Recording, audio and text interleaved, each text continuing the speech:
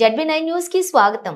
Owner దగ్గర driver గా పనిచేస్తూ నమ్మకంగా ఉండి అతని యొక్క డబ్బులు 10 లక్షల రూపాయలు దొంగిలించిన నేరస్తుడిని అరెస్ట్ చేసిన జైపూర్ పోలీసులు.